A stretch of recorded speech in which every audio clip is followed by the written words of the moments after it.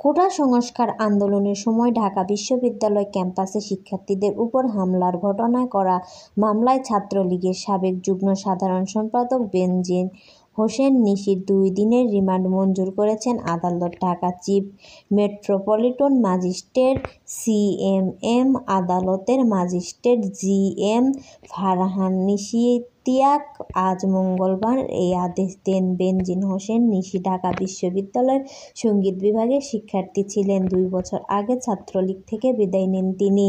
তার আগে ঢাকা বিশ্ববিদ্যালয়ের বঙ্গমাতা শেখ ফজিলাতুন্নেছা মুজিব হল শাখার সভাপতির দায়িত্ব পালন করেন। সম্প্রতি সাবেক ছাত্রলীগের নেতা-কর্মীদের একটি মিছিলে অংশ নিয়েছিলেন তিনি। গতকাল সোমবার ভোররাতে সাতক্ষীরার সীমান্ত উপজেলার দুবহাটা থেকে বেনজির হোসেন নিশিকে গ্রেপ্তার করেন পুলিশ। ঢাকার গোয়েন্দা পুলিশ ডিবি একটি দল স্থানীয় পুলিশের সহযোগিতায় গ্রেপ্তার করার পরপরই তাকে ঢাকায় নিয়ে আসে। আদালত সংশ্লিষ্ট সূত্রগুলো বলেছে, ছাত্রলীগের সাবেক নেত্রী বেনজির হোসেন নিশিকে শাহবাগ থানার দায়েরা করা ঢাকা বিশ্ববিদ্যালয়ের ক্যাম্পাসে শিক্ষার্থীর উপর হামলা মামলার গ্রেপ্তার দেখিয়ে আজ আদালতে হাজির করা হয়।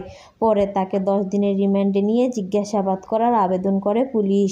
অপরদিকে বেনজির হোসেন আইনজীবী নোমান হুসাইন তালুকদার রিমান্ডে নেওয়ার আবেদন নাকচ করে জামিন দেওয়ার আবেদন করেন। উভয় পক্ষের শুনানি নিয়ে আদালতে তার 2 দিনের রিমান্ড মঞ্জুর করে।